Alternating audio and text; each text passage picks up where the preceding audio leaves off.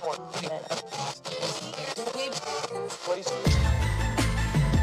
know what it is, black and snurdy, black and snurdy, black and snurdy, black and snurdy.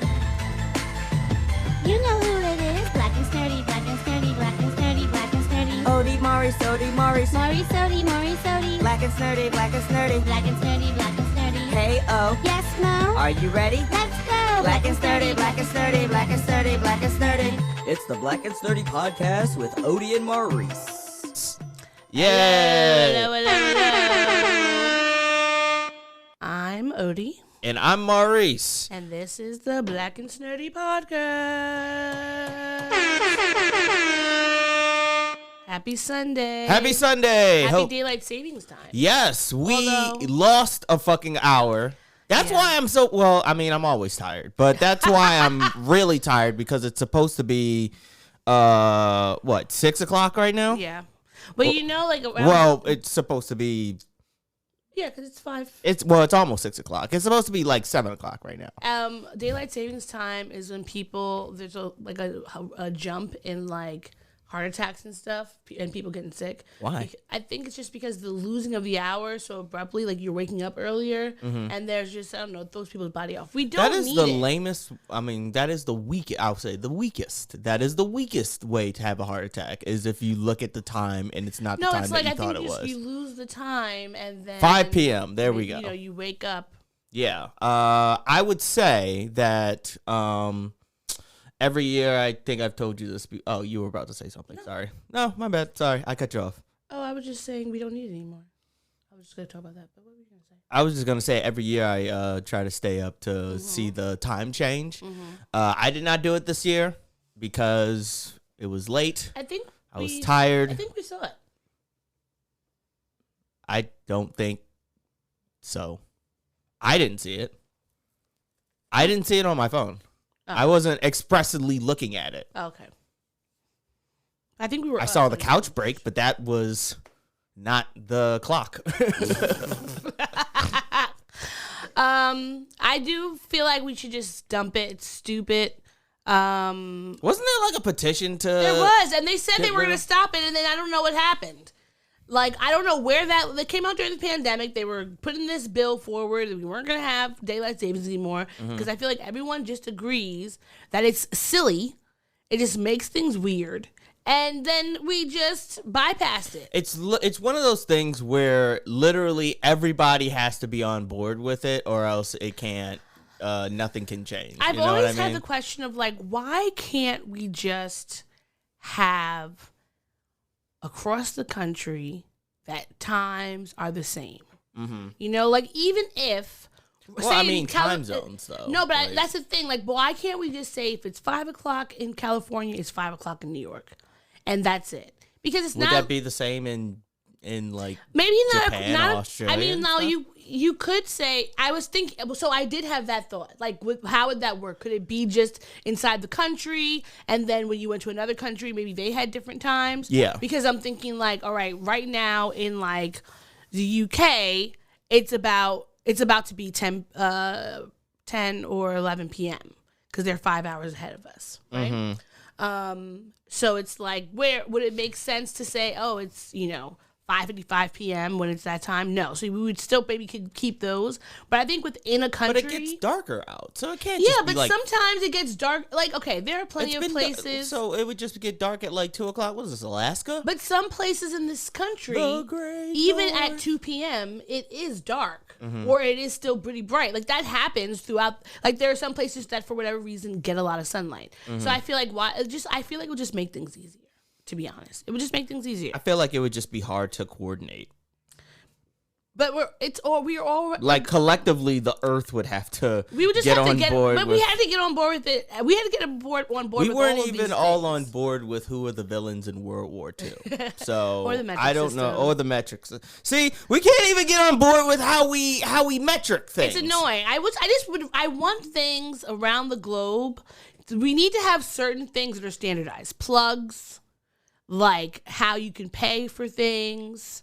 Like they use a different current though, right? That's the thing, but why does that mean the shape of the plug has to be different? Because it's different grounding, I think, right? But I feel like metal grounding. Even pick the one that pick whatever the design is that we need for the highest amount of grounding. Just make that for everybody. That's also partially why I chose not to go with the Black Magic, because I think it has a different plug. The camera. Oh, okay. I feel like everything should have, like, your computers, your freaking everything. Just keep things the same. The same plugs across I blame the board. Apple for the whole like creating different like computer like chargers and stuff. Like you see they're going to the UBC. Yeah, in Europe though they made it. They passed a law that I don't know if it's everywhere across Europe, but I think like whatever countries are still connected outside of the Brexit. I think they passed a law that said you have to. I was gonna ask, is Brexit's still a thing? Yeah, well the British are out, but everybody else is still part of the European Union. Okay, They're well, just out of it. yeah, that's crazy. All right, are we ready to jump in? Yes. I'll be ranting over a whole Q&A with O&M. This is where you get to know her and him. See? That would be cute. Yeah. You could save that. I will make a note to take that as the theme song. I'll do it clean too. Q&A with O&M. This is where you get to know her and him. All right, that's I like it. 6:30 Q&A. All right. Okay. Close your eyes. My eyes are closed. I've already Make shuffled. a wish and blow out the candlelight. For tonight is your night. We're gonna celebrate all through the night. Ugh, that sounds exhausting. All through the night? I could get 13 minutes of the night. It could be a whole thing. Like you Different relax. sessions. No, Jesus. you relax. You watch you drink champagne. Draw take a nap. a bath. Maybe. You just like you're doing it. Maybe it doesn't all have to be. I hope it all counts. I hope it all counts. All that counts. That's all. Like Show me what you got, and I don't want no 1 minute. Where's the? Okay, there we go. What was your favorite toy when you were young? Okay, so this one is very easy. I had a stuffed frog named Nudie. It was the first thing that I ever won. When I was in pre-K, I notoriously was a sore loser because I would lose all the time. And I would never win at anything, right? Like we would always, every Friday we would play bingo and the winner get to pick something from the, toy chest, or the prize bar or something like that. And finally, after like what seemed like a whole year of losing, I finally won. Okay, it's 6:00 now. Hooray. I finally won, and the thing that I chose, because I had a fascination with frogs at the time, was it was this cool stuffed frog. It had a Hawaiian shirt, and it had sunglasses, and I had that fucking stuffed animal. Like, in fact, little known fact, that's how I learned how to sew, because like one day its arm fell off and my mom sewed it back on, but its arm kept falling off. So then my mom taught me how to sew it so that we call it operation, and I would be like, Mom, he needs another operation. So, so then. And how long did you have Nudie? I had him for years. Like I had him, I want to say until I put him away at like, middle school, I want to say. Toy Story moment. Yeah. I had to put the older stuff away and get Xbox. Start playing with the Xbox. But yeah, so that was my toy. Shout out to Nudie, who is gone because my house is gone. Ugh. I understand. Ridiculous. It's a ridiculous story about how my house got taken away, and I'm not going into it now.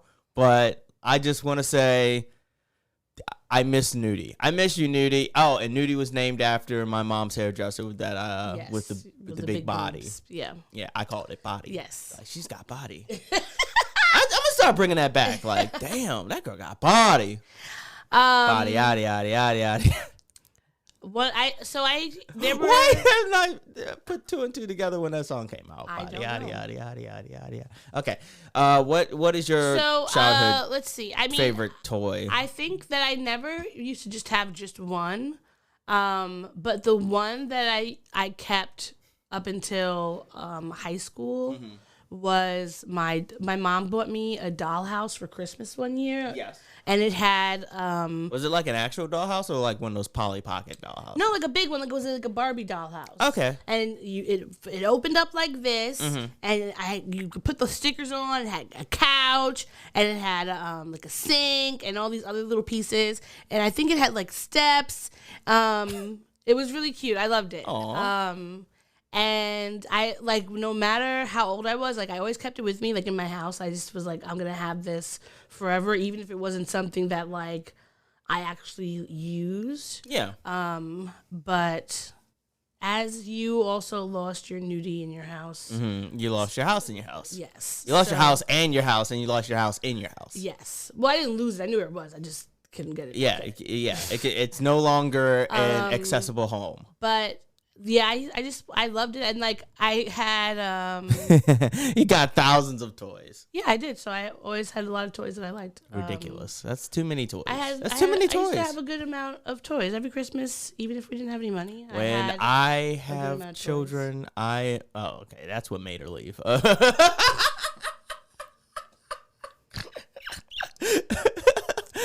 When I have children, they're getting, like, if they're 1 year old, they're getting one toy. If they're 2 years old, they're getting two toys. And then so on and so forth, up until they get 10, and then it goes down again. So, like, if they're 10, they get 10 toys. If they're 11, they get 9 toys. And then so on and so forth until they hit 18, in which case they're only getting the toy of getting the fuck out of my house and maybe a wallet. That sounds so loving and supportive. Yeah, it is. It's economical. You got to start teaching children about finances at a young age. Like they're not teaching kids about finances in You school. know what's a They're not better teaching about idea? home mortgages and reverse mortgages I and think shit. that's like on Christmas or after Christmas or a birthday, making it into Oh, you're back. making it into a fun game to figure out which toys you want to donate, so that you understand the point of like giving back, and that like it's okay to part with things, and whether it's toys, clothes, books, or whatever, getting into the habit of like, okay, great, we got all these new cool things. Now we're gonna see the things that we have enjoyed, we really like them, but we don't necessarily need as much anymore. And so then you can understand that it is a circle and you get more appreciative. And then of course, as you get older, people might want less things, especially when they know that they can have anything that they want. I take your idea and I raise the stakes. Each year, what you would do is you take the toys that you no longer want, you put them in a box, you go to a lake, and you have a Viking funeral for them. Why a Viking funeral? Because then you send the box out into the water, it floats, and then you shoot an arrow with a fire on it, and then you know what? and then it catches on fire, and then it sinks to the bottom of the lake. That's a great ritual. And then it poisons the water All right. because there's forever chemicals inside these toys. And the fish, little anarchist. yes, the fish get to chew on the sap that is Stretch Armstrong's. You know what? Oh, my cousin Chris had a Stretch Armstrong. Hey, Matt. Hey, Matt. My cousin Chris had one of those Stretch Armstrongs. I fucking loved playing with it because it felt like it had like pebbles or something inside of it. Yeah. Like it felt so like weird. All right. I still want to know what happened with those toys that were sure that they donated for probably- Christmas. Like, what do you mean?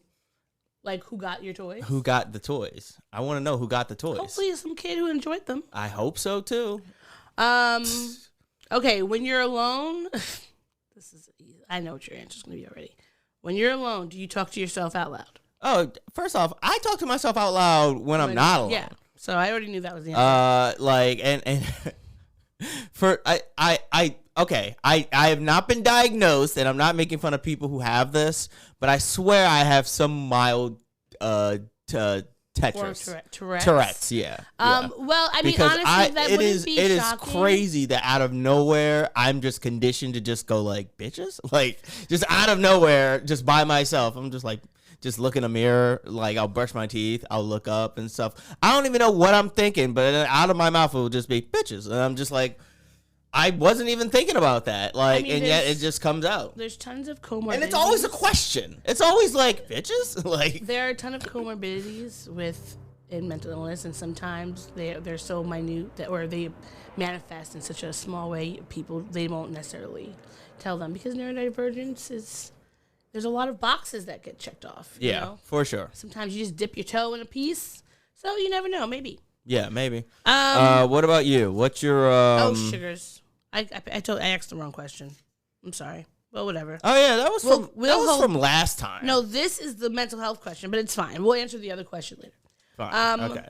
Do you, yes, I talk to myself out loud in my head. I have loads of conversations with whether people are around or not. So I feel you also like talk in your sleep. that I don't control. Yeah. That is something that I always. I mean, I'd be wanting to just pour water on you just to figure out what it is that you're trying to say.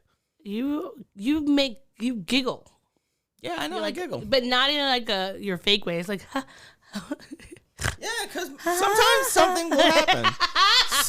Sometimes a dream will just be humorous to me.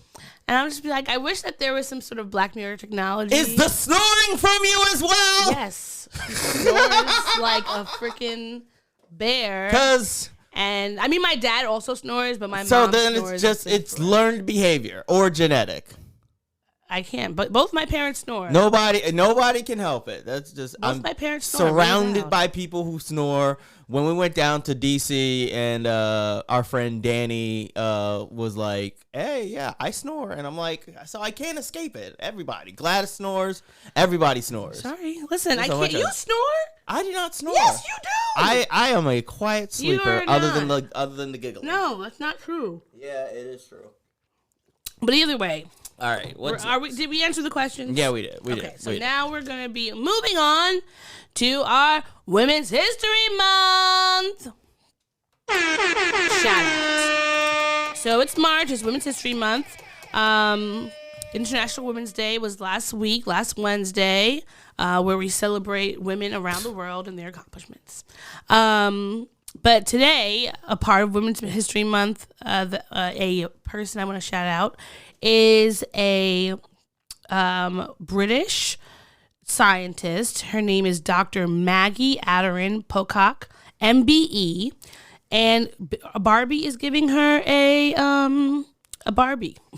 Barbie is giving her a Barbie. Mattel Barbie is giving her a Barbie. So yes. She hosts a BBC show called The Sky at Night, which is as well as a children's television show, Stargazing. Mm-hmm. Stargazing. She has worked on the James Webb Telescope. And she just is like a super cool Black woman in STEM. I mean, the James Webb Telescope I thought was super awesome. If you remember those pictures I was showing you of the galaxy? Yes. And they were like, they of course like colored them, but just all those beautiful pictures that make me feel like, man, I would love to be out there in space having my Star Trek moment. But, I'm fine with the picture. Find yourself a Chidash or whatever the fuck. Chadish. That's you want to be my Chadish, my Klingon. Isn't that your captain or something like that, or like your father or something like that? No, it's when you're in a Klingon. If you're in a Klingon trial, you need to have someone there who's going to battle on your behalf. Oh, well then no, I don't want to do that either. I don't want to. You want me to battle on your behalf? Yeah. You have arms. You can battle for yourself. I can't. If you're in the trial, you can't battle. That's why you pick the Chadish. Oh my goodness. Jeez. They could give you a weapon. Yeah, it'd be one of those big ass fucking Klingon fucking saber swords. Batlick. A battle fucking thing that has two things. Yeah, I've seen them. Batlick. I've seen the. Okay, well, all right. That's what it is. Yes, so showing your snurdy side with your Klingon. They talk about it enough. Knowledge. Or Batlith. They call it. His brother just got shanked with one, I think, in the last episode when he needed the Chadish. Either way. She's a freaking stargazer. She's showing us the world. I'm sure she probably has been making even more crazy cool things happen in science. I wonder if she was consulted as far as like the clothing that would be on the Barbie. This is an outfit that she, I believe, wears. The Barbie is wearing the same outfit as her. Basically the same outfit. Yeah, because it's the same. It has like it's a pretty blue dress with stars and moons and all that on there, with puffed shoulders. And she, she's a beautiful dark skinned woman. The Barbie's dark skin and has her braids with what I appreciate even more. It has a cute little undercolor of purple underneath, and that's my jam. So I'm just excited for her. And then also something I found or I saw this week related to Barbie that I wanted to also note is that Halle Bailey, our first Black Little Mermaid, she got her own Little Mermaid doll too. Nice. And it has she was very emotional talking about it, and you could hear Beyonce in the back talking about, I want one. Doesn't she have a Nala doll? But it's not. Because she was Nala. Does she get a Nala doll? Does she? I believe. Do you think it would have her voice in it? Like, probably not. I think I had a Simba one that made noise that like said. I just can't wait. But the Haley's Barbie has these red locks. It's super cute. Looks just like her. It has a little tail. I had a Barbie. Private Lifer. I had a Little Mermaid Barbie, I believe. Mm-hmm. I used to have a lot of good Barbies. I remember the one Barbie that I got for my seventh or eighth birthday. It was for that movie. Dang, the one where there's a bluebird that It was a bluebird. She had a bluebird that sang. Ringo? No. Or Brazil? Disney movie where the princess has a bluebird. Oh, that's It came out. Sleeping Beauty, I think, right? It wasn't Sleeping Beauty. It came out when we were like 97, 98. But it wasn't. Yeah, that's Sleeping Beauty. It wasn't Sleeping Beauty. It was one that came out. Are you sure it was a Disney movie? Maybe it was a Swan Disney. Princess, or maybe it was Thumbelina? Swan Princess. It might have been Swan Princess. It might have been. Aha! Yes, because this thing. It was the Swan Princess. My mom's friend. Pick up that fucking phone, because I called it. Ring ring. Yeah, get the nerd who knew about always cartoons. have the cartoon ones down because I always remember them, but I always forget the names. But one of my aunt's friends, so she had a daughter that was same age as me, and so we became close friends.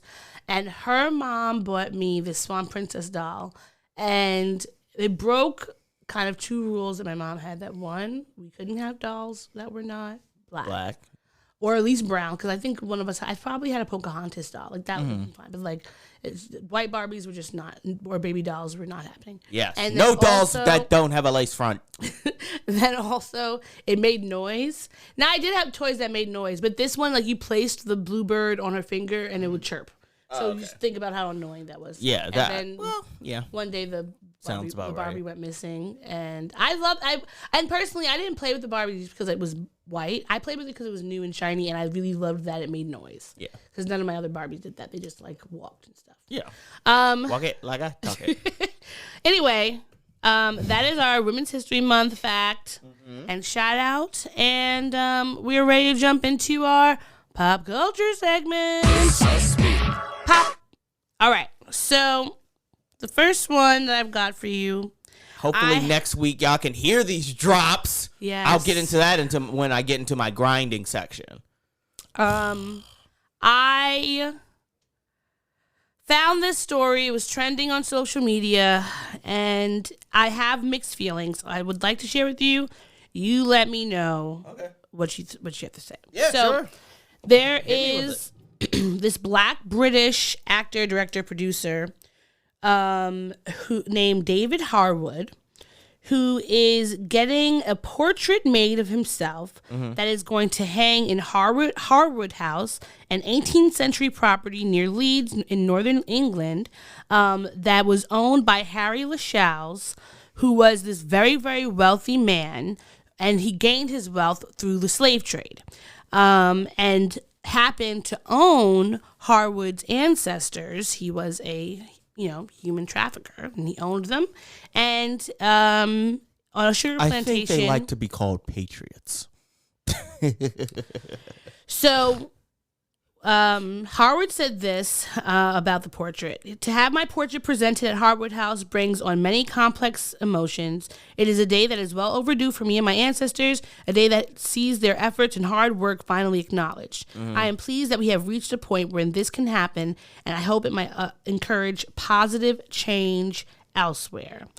So there's a program going on called the Open History Program that is attempting to better reflect and understand the history of Harwood, which was built upon the vast fortune made by Henry Lascelles through the transatlantic slave trade.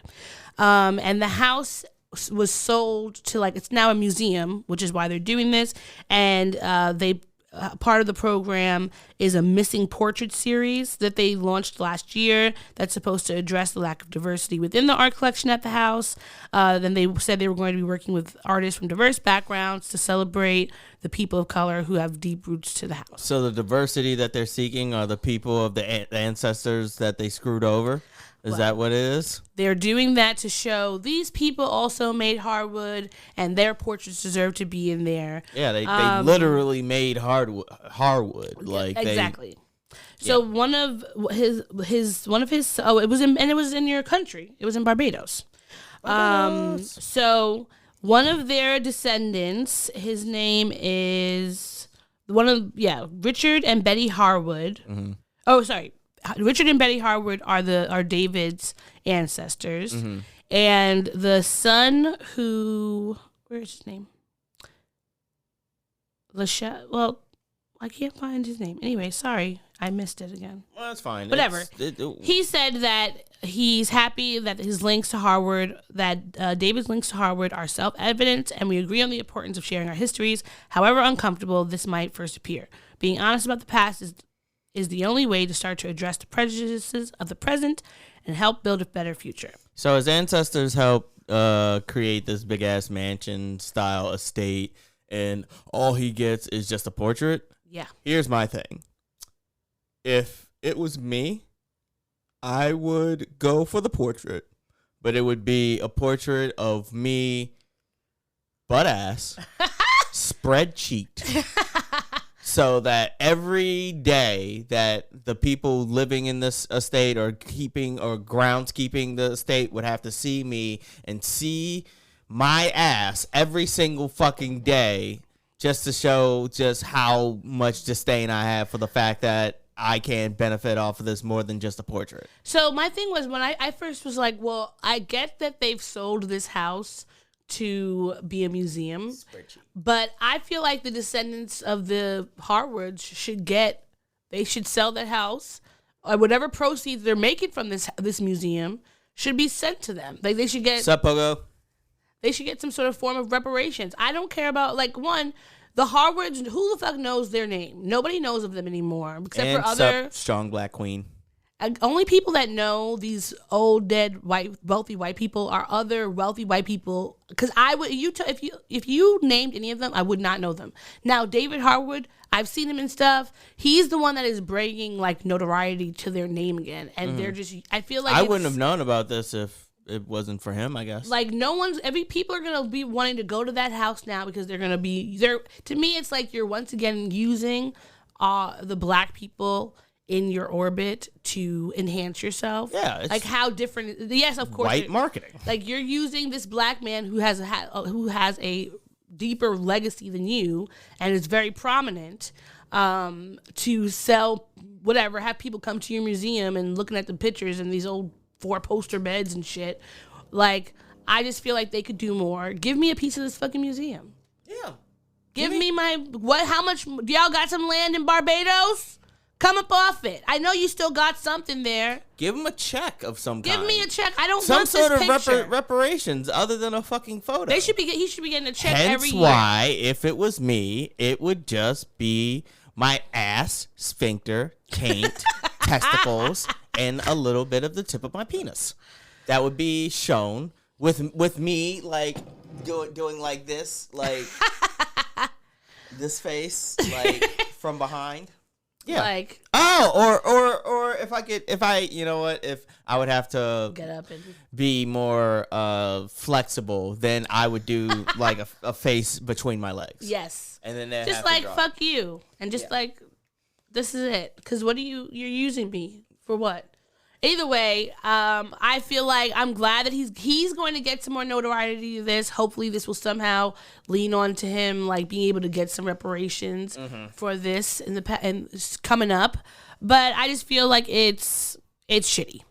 Yeah. On to some more kind of shitty news that kind of threw me for a loop this week. Yeah. Debra Lee. You know her. She's a mogul, a black woman in media. She was the head of BET.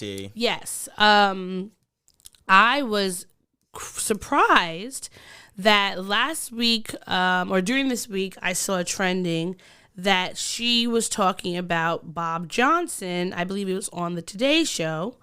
Good Morning America. She's talking about how she and Bob, after they had been working together for some time, more than a decade, entered into an affair when they were both married. At first, it was going well, like they were having a great time, et cetera, et cetera. But as time went on, she was like, you know what? I don't want to do this anymore. And he basically was like, if you end this relationship, you're about to be blackballed and you're not going to find a job.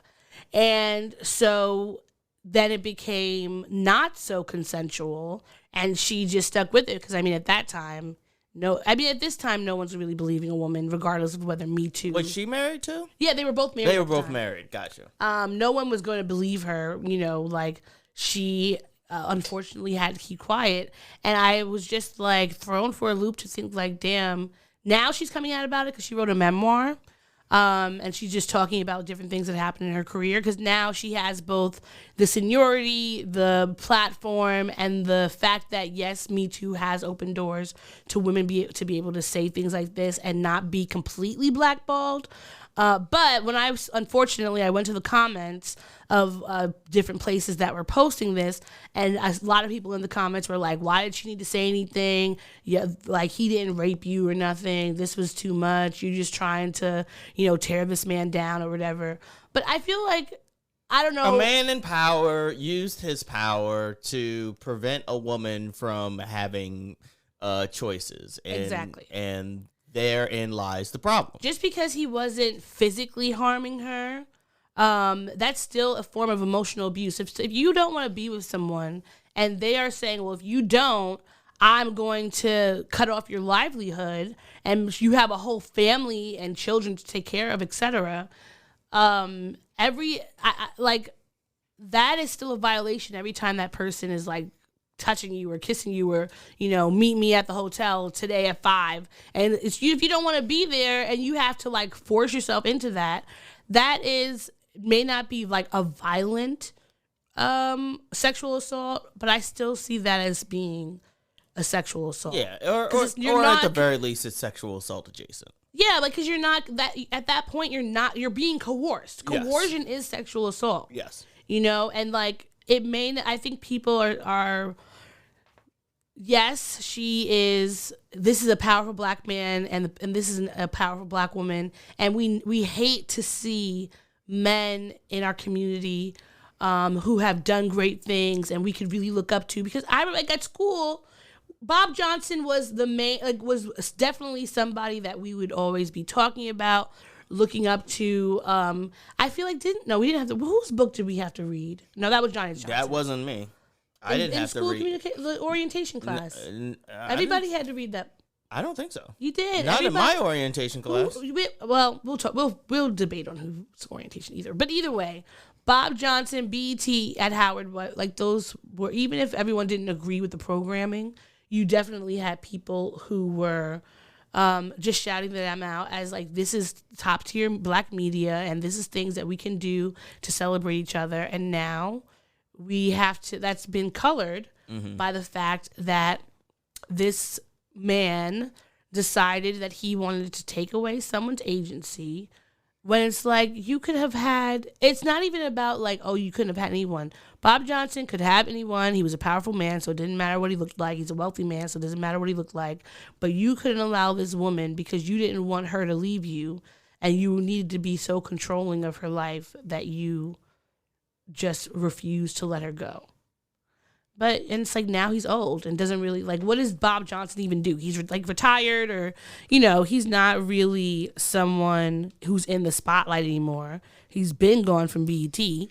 So what repercussions is he gonna have? He's always gonna be the founder of BET, and people are gonna support him.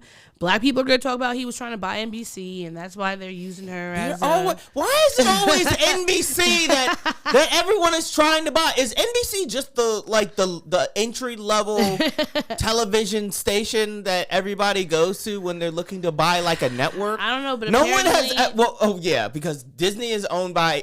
Fox is owned by Disney, and ABC is owned by Disney.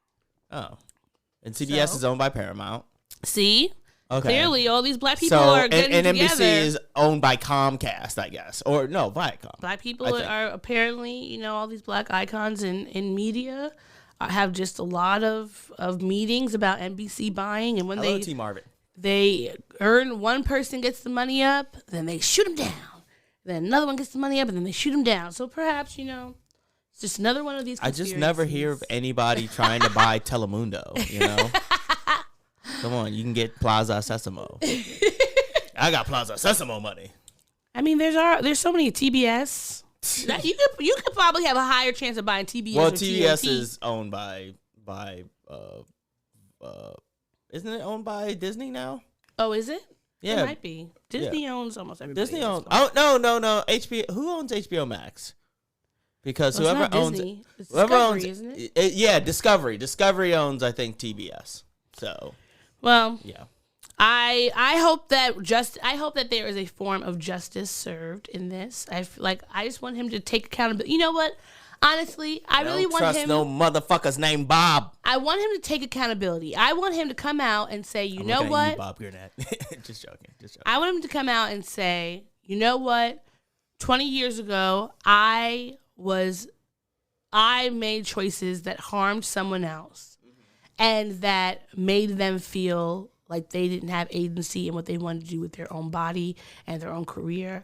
I apologize for that. Here's what I'm going to do to learn, to unlearn that, and this is what I'm going to do forward. Like, I just feel like sometimes you fuck up, and you just have to say, I did fuck up. Now this is what I'm going to do to fix it. Or even just say, I fucked up, Like, obviously, more action, some more actionable, because I think people want to see changed behavior. But by and large, like, accountability is the first step. Yeah. Like, just straight up admitting that you did some heinous actions. Yeah.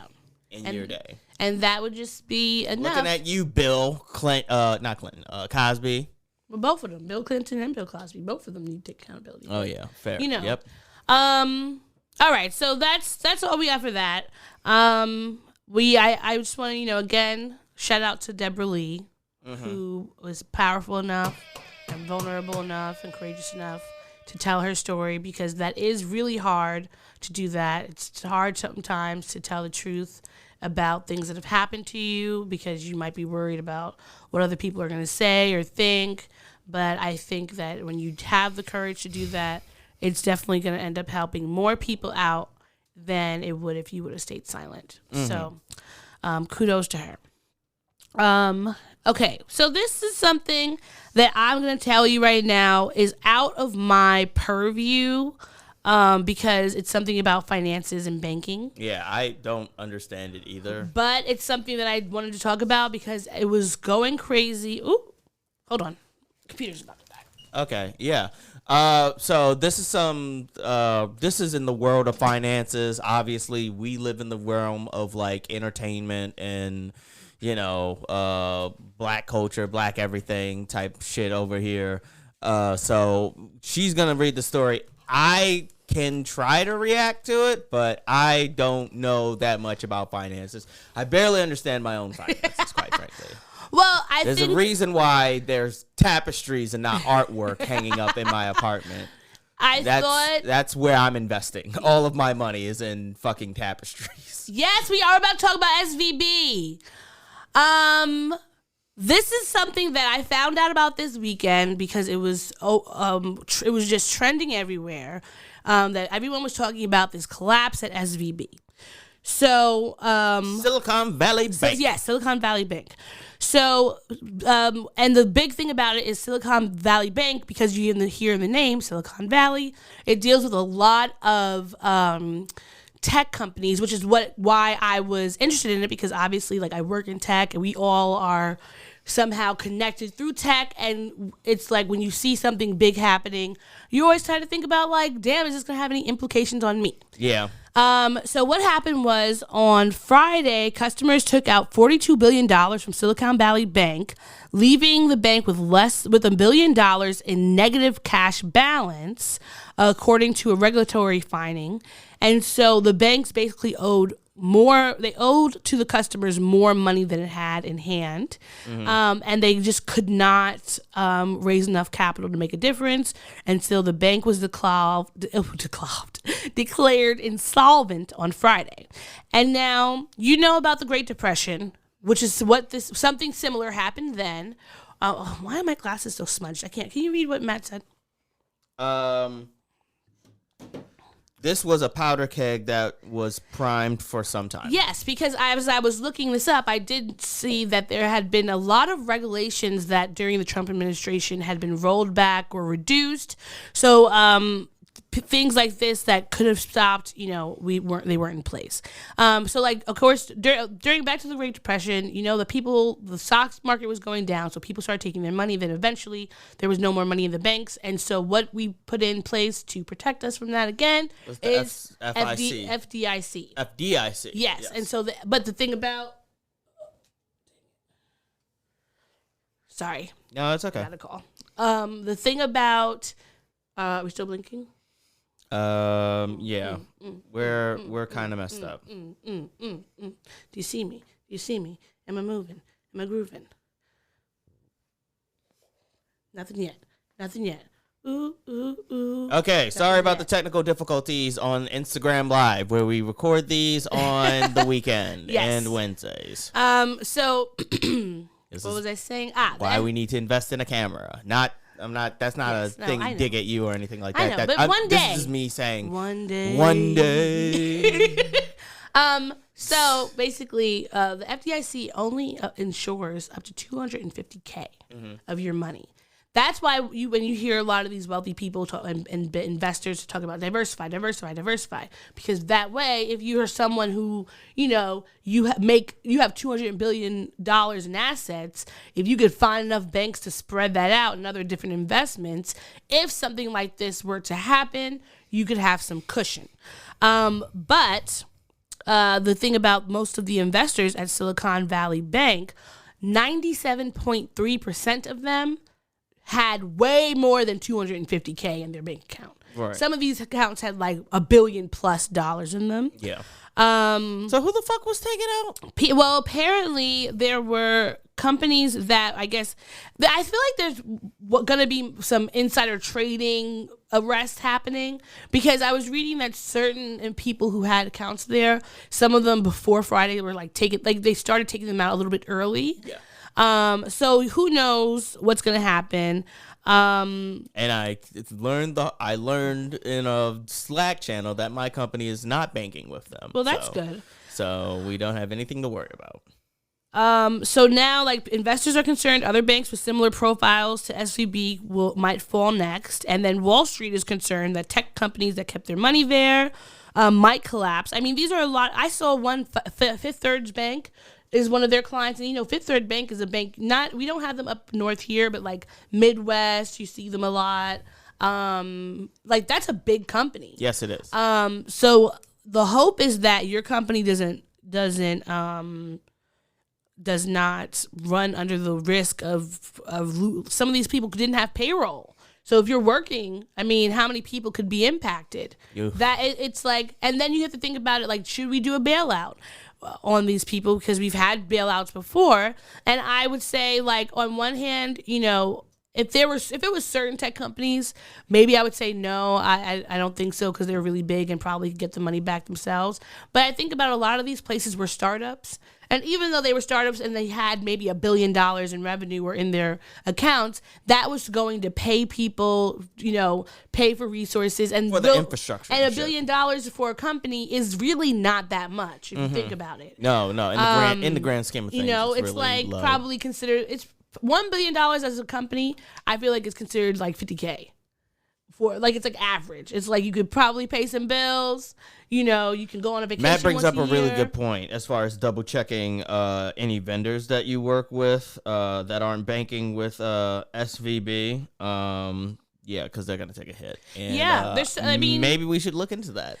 Company that I work for. If y'all are watching, because I know y'all are checking IP addresses. Well, I think I'm in New York. We had the 2008 financial crisis, which was, a huge, a huge blast to the banking system.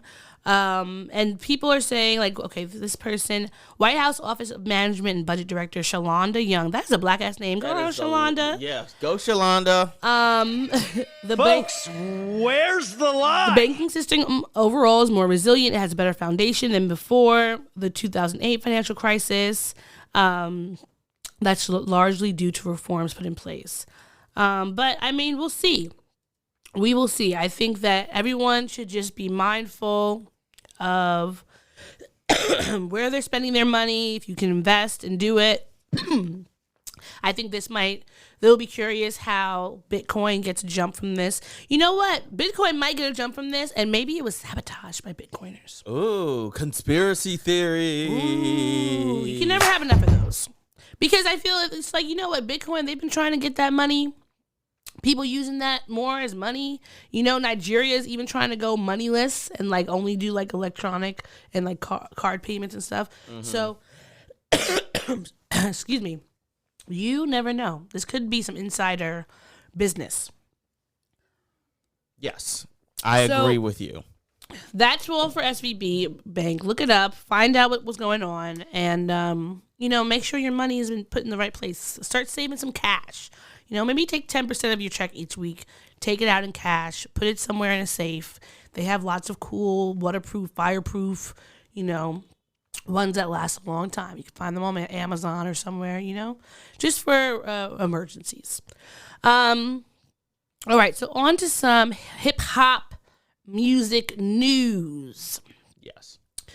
It seems like Young Miami is single again. Ooh.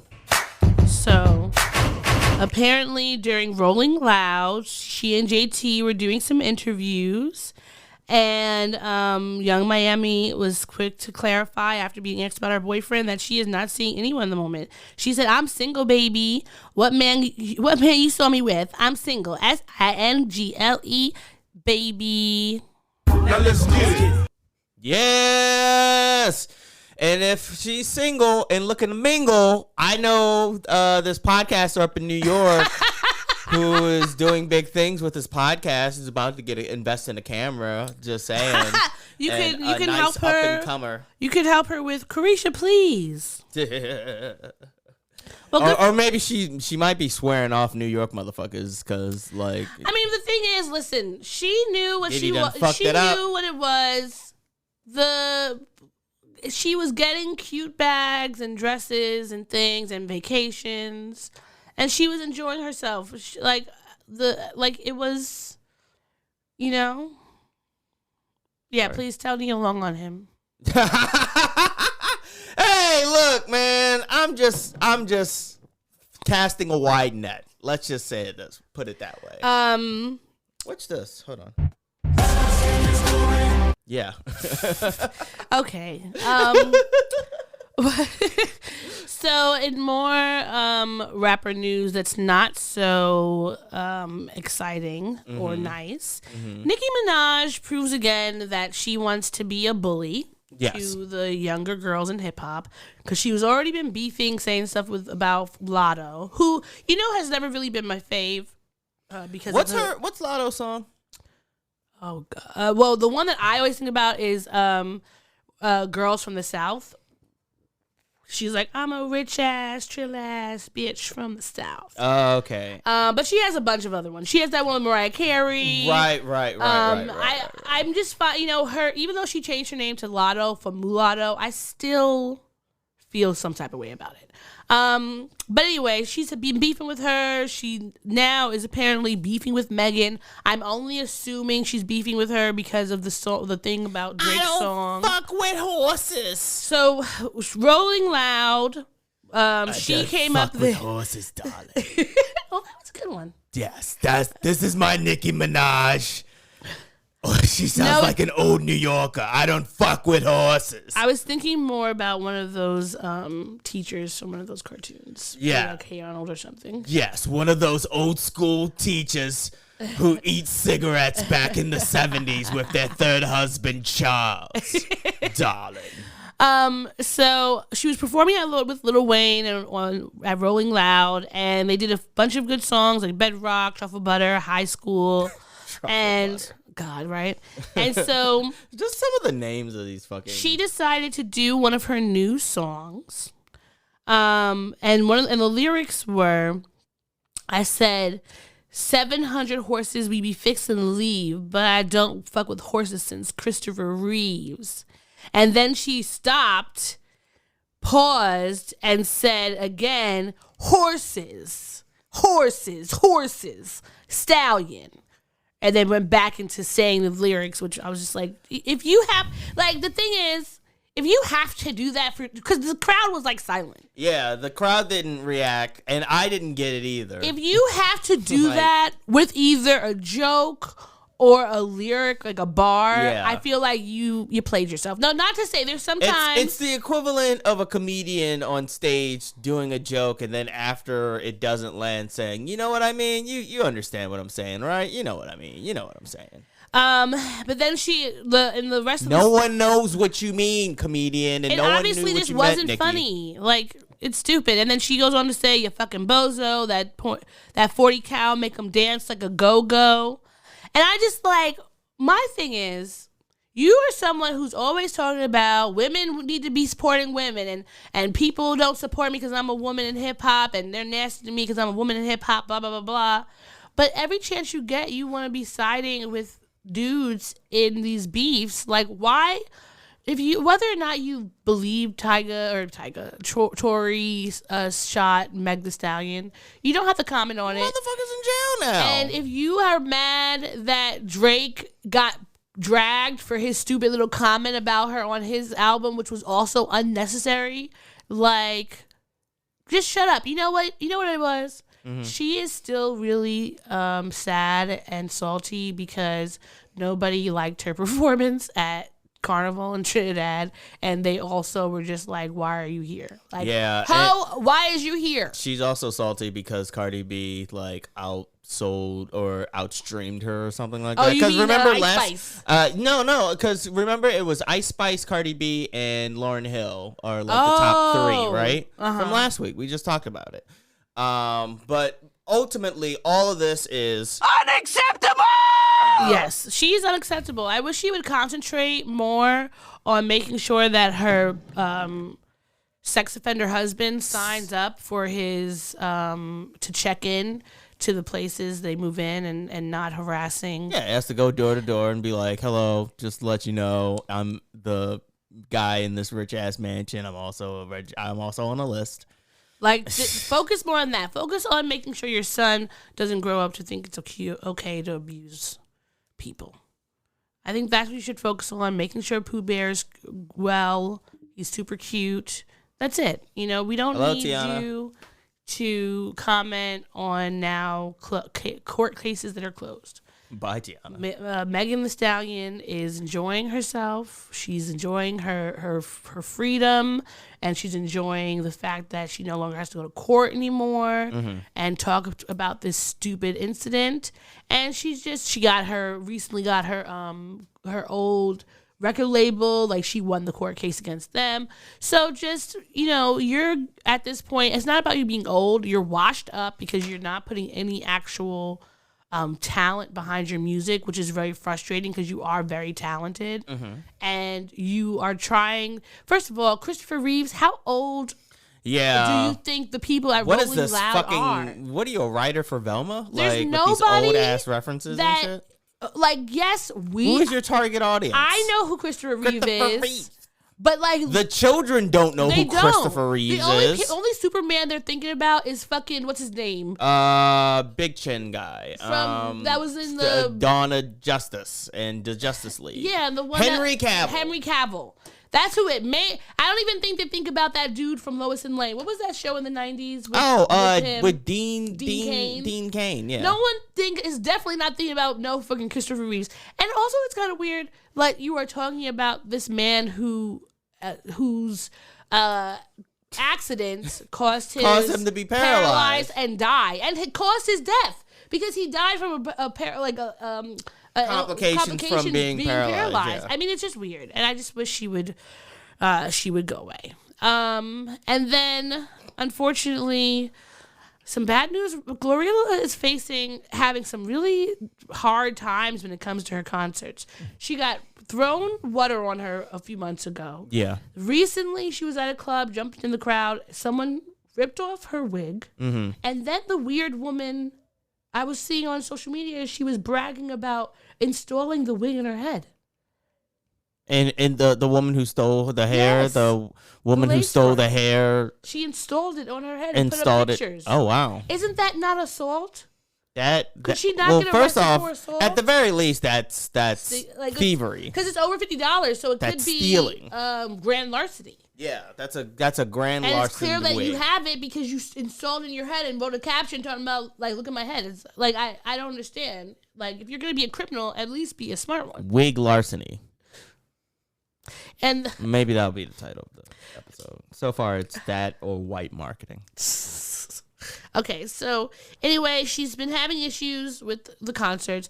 And then most recently, she was at a concert in New York, and there were several people got trampled. It was in Rochester. Several people got trampled, and three people now have apparently died. Their names are Asia Stevens. She was 35. And then Brandy Miller, also 35, and Rondisha Belton. 7 other people were taken to the hospital for injuries. We are just so sad for their families and everyone that knew them. I'm sorry to Gorilla that happened. I mean, like concerts haven't been safe since fucking Astro World. I mean, concerts, I feel like even before Astro World, you'd hear. I mean, remember the time I told you I went to the Roots picnic with my cousins and 21 Savage, during his set, 21 Savage said someone yelled gun. And so people just started getting out of there.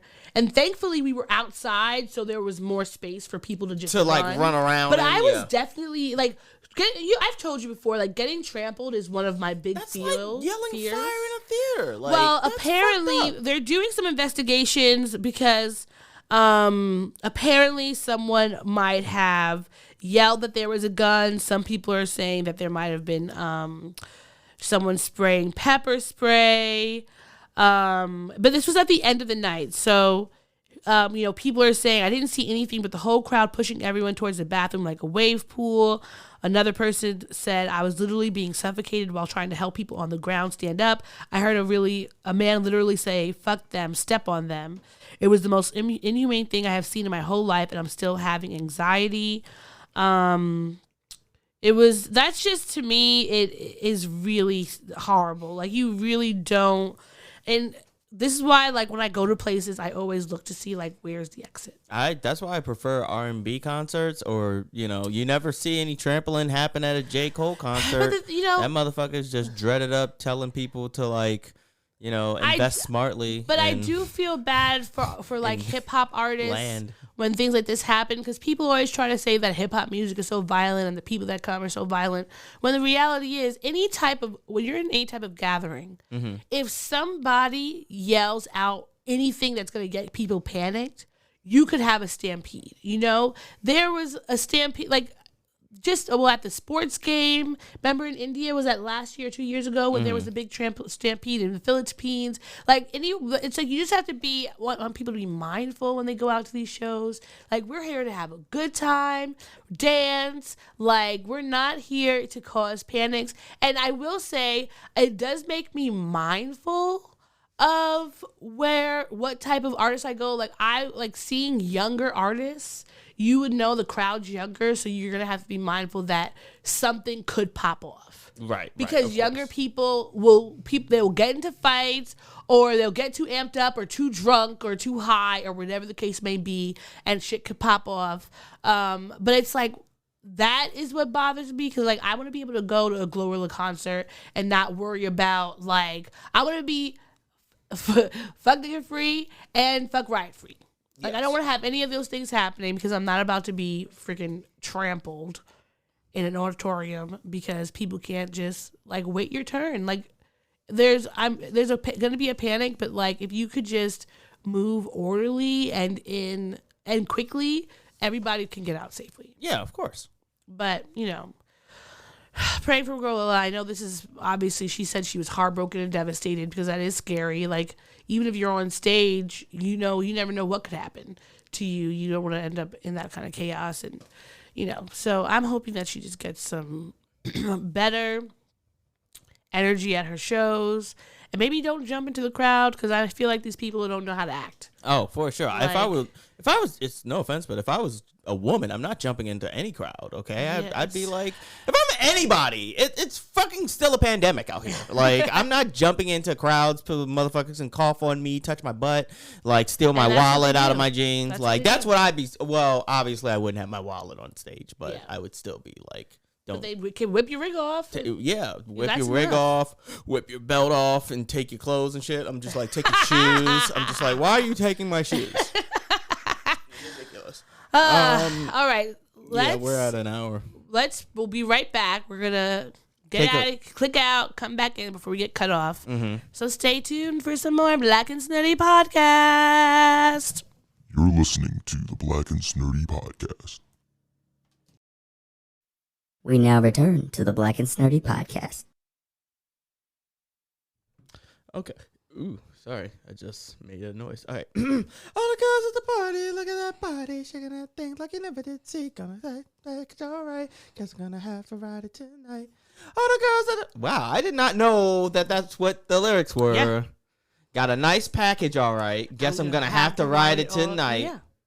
All my girls at the party, look at that body, shaking that thing like you never did see. Got a nice package, all right. Edit. 4, 3, 2, 1. It's all for you.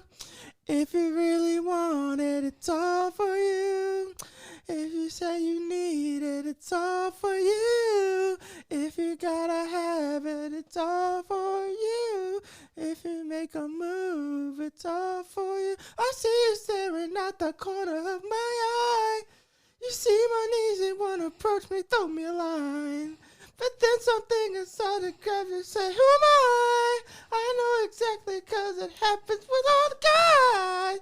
So you say you wanna go, come talk to me. Promise you won't even attitude. I'll let you do it right next to me. Don't join it. Okay, that's enough of this. Are you done? Yeah, I am done. I'm done.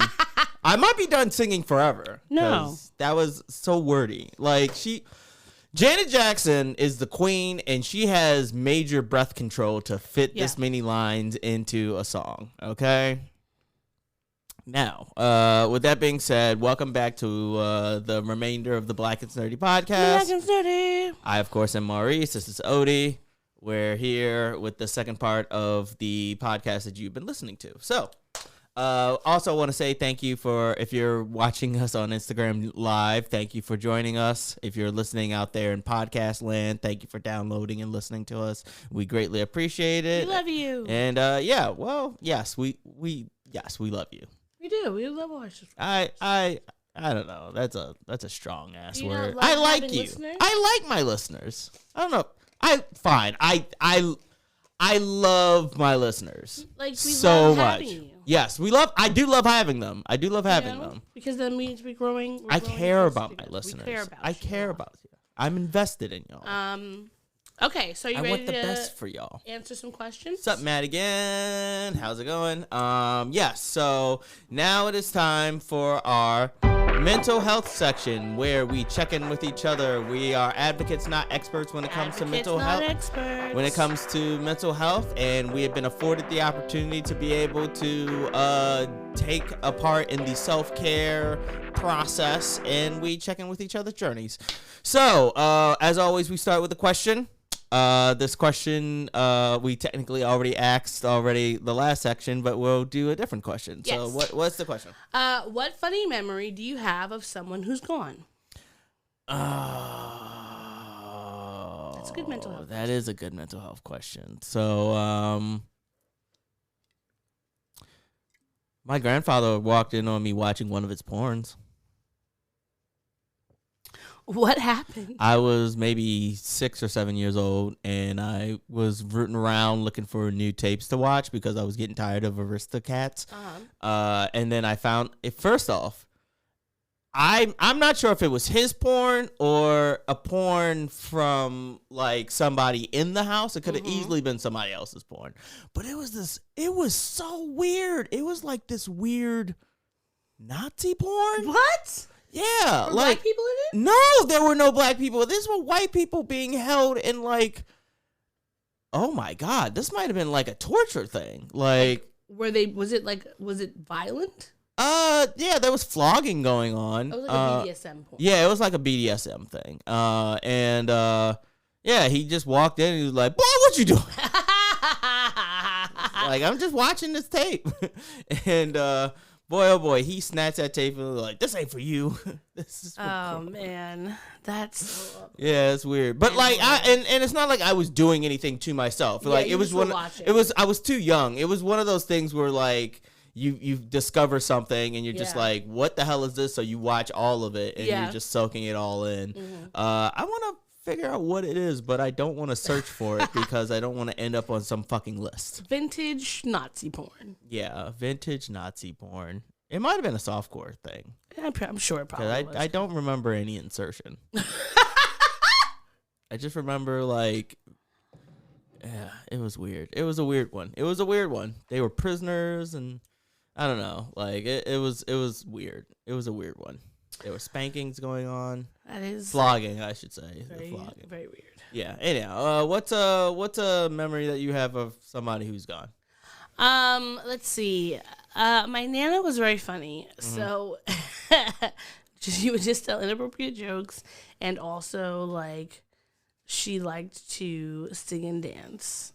So clearly I am her granddaughter. But I remember one time my auntie Anjanette came to visit, and my auntie Linda might have come as well, but I remember my auntie came to visit from Florida, and she was, I think it might have been around the time for my mom's birthday, because I remember us going out to eat, and she was telling this story about why it's important for men to play with your breasts, because it can, like, she was reading that it helps reduce like breast cancer. And Is that true at all? I don't know, but maybe, I don't know, but y'all should just, Play with titties. keep doing the service to make sure that all goes well. Play your part for humanity. Please continue to play with boobs. But everyone was just like, Nana, and she was like, what? It's the truth. And then she used to always, so she loved that song, shake, shake, shake, senora, shake your body right. And what? She was bouncing up her boobs to that song? no. What do you mean ill? We're talking about titties. She was How is this dancing. an ill? She was just dancing. Shake, shake, shake, senora. Shake it all the time. No, she just loved that Shake, song. shake, shake, senora. Say it all the time.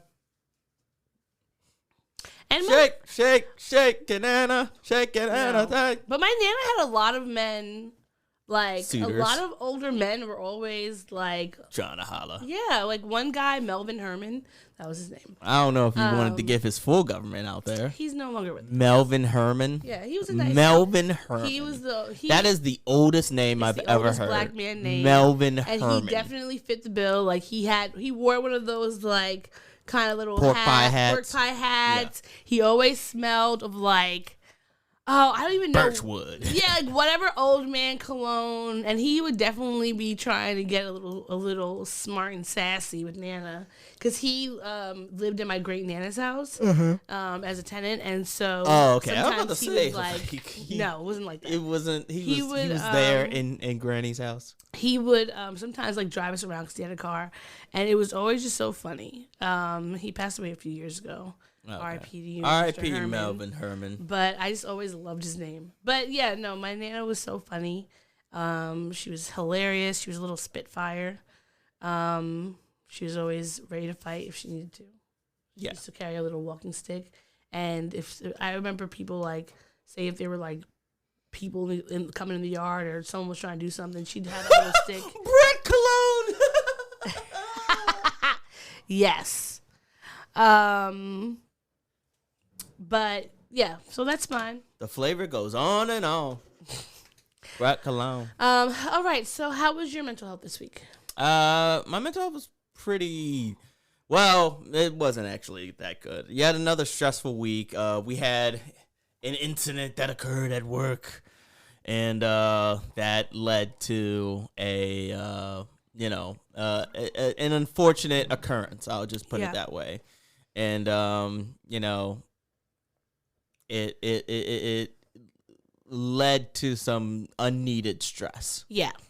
Yet again, like just stress-filled situation. But you handled it wonderfully. I think I handled it well. I handled it as well as I could have. I removed myself from the story. I removed myself from the narrative. It's for my own mental health's sake. And I want to point this out. And you know what? Actually, I'll save it for grinding. I'll save it for my grinding. Okay. I would say my mental health was okay this week. I think the beginning of the week it was better, but I had a hard therapy session, which I was talking to my therapist about. Why is there a notification that says that you have a notification? It's telling Alexa, what is the problem? Don't talk to her. She's gonna start chatting. Therapy was a bit hard this week. Mm-hmm. And it's been, I would say it's been pretty difficult for me. But I'm just trying to work it out. We were talking about why I had my panic attack. Mm-hmm. And so my therapist wants to figure out how we're going to tackle this issue, because it's something that with or without knowing has been impacting me, impacting my relationships. And it's hard knowing something intellectually, but still it feeling impossible to be able to do it. Right. Which is very frustrating for me, because I think in general, I try to be a courageous person. Mm-hmm. But sometimes it feels like the stakes are too high. And that I just start kind of cowering. And I don't really want to do that. Yeah. So I don't know. I feel like adulting's tough. I will say this. The stakes are never as high as whatever you imagine them to be. I always imagine them to be the worst thing. And yet, it turns out that more times than not, they're not the worst thing. So maybe that's something to keep in mind. Yeah, no, you're right. You're right. I've been that's definitely something I've been working on, my fear of speaking up with my therapist. 'Cause it's just like, if I didn't care about people, it wouldn't be difficult for me to speak up. Mm-hmm. Because if it's someone that I really don't care whether or not I have them in my life, or close to them, then I could just tell them like whatever the heck's on my mind, But one moment I do, it's more and more difficult for me to be upfront and vulnerable, because I feel like there's just more to lose. Mm-hmm. And I would rather be in a limbo or just like keeping things the way they are without bringing it up because I'm so fearful of like what the worst thing could be and working on trying to get to it might be the worst, it could be, but being able to trust myself that it could also be the opposite. It could be the best thing. You never know. Yeah. So that's just what I've been struggling with this week, and it's like, my therapist said something to me about like never putting myself, she never hears me putting myself first in conversations in therapy when I talk to her about things. And I do know that I struggle with that, about putting myself first, because I feel like I'm always afraid of being labeled as selfish. Right. That makes sense. And so that's something that like I'm also trying to work on, because it is okay to be a little bit I think there's good selfish and there's bad selfish. Yeah, everyone's a little bit selfish. Everyone's a little bit selfish, and it doesn't mean like, when I'm at work and someone asks me to do something else, I'll be like, nah, I can't do that because I'm gonna be selfish with my time. But when it comes to the people that I'm close with, it's hard for me to be selfish, even if it's something that I don't necessarily like or whatever, because I don't want them to think that I'm not, being there for them or whatever the case may be. So I'm just working on that, and I'm trying to be more transparent when I am feeling super shitty, because it's hard for me not to just be like, I'm fine, even when I'm not feeling fine, and giving other people the chance to like be there for me and comfort me. I think I'm just always worried that someone's gonna I'm gonna tell someone I'm not fine, and they're either not gonna care or they're not gonna try and like make me feel better or something. Like it's just gonna be like, okay, well, that sucks. And like, you wanna order Chinese food? Like, I don't know. I feel like it's I don't have expectations, or the expectations I have for people to be responsive to me is extremely low. Yeah, that's. I mean, I gotta imagine that says more about you than it does about maybe the people that you're surrounding yourself with, because you surround yourselves with like millions of people. There's so many fucking people in your life that if you think that the vast majority of them are just gonna, or all of them are going, if your viewpoint is that they're all just gonna be like respond in a negative way, like that's more of a projection that you're putting on to people than it is what the reality might be. Well, it's not necessarily a projection. It's just that from experience, when I have said like this is bothering me or this thing's like hurting me, the response, or this thing has happened to me and it sucked, historically the response is lackluster. Right. So I just prefer to not say anything so that I don't get disappointed at someone's kind of meh response to something that's happened. Because like, I know when someone tells me that something's going on with them, then I want to figure out a way to cheer them up, even if it's something little or small, like just to get them out of that little funk. But that is not, some people are just like, well, I don't know, and don't, like, that's not their thing. But that disappoints me. So, and I know my therapist has told me this many, many times. Have you told people that you have this expectation? And the answer is no. Because I also don't want to tell people that I have an expectation, because then I'm like, well, once I've told you I've had the expectation and you don't do it, then I'm going to be thinking, well, why didn't you do what I expected you to do? Do you hate me or something? Or you just didn't want to do it? And then like, that's like a whole nother thing. So I try to get around that by just not saying anything, which is not good either. That's not good, yeah. But it has been a journey for me to even just be able to open up, and when someone says, how are you doing? Are you okay? That the answer is just not, okay. And it is trying to say something that that I'm feeling so that I can talk about it, even though the talking about it is extremely uncomfortable for me. And I sometimes don't even really have the words for what I'm feeling.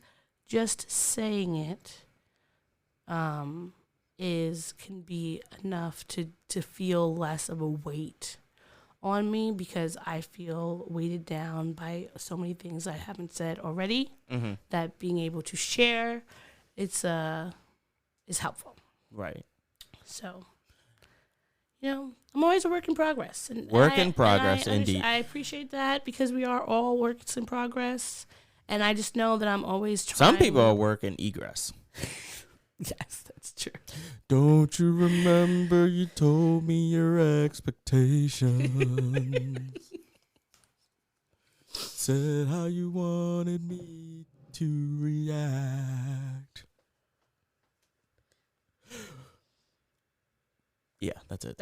Yeah. I liked it though. Yeah, so I'm always work in progress. I'm always trying to be better. I'm always trying to do better. I'm always trying to uncover the things that I was having blind spots to before, because I don't like to repeat cycles of things. And I always just, I'm figuring out, the best part of adulting is being able to figure out the things that have happened that are causing you to have whatever possible triggers or whatever the case may be, so you can fix them and move on and do better. Yeah. Okay. That makes sense. So that's it for me. What about you? Did you say all your Yeah, stuff? we already I said know my we stuff.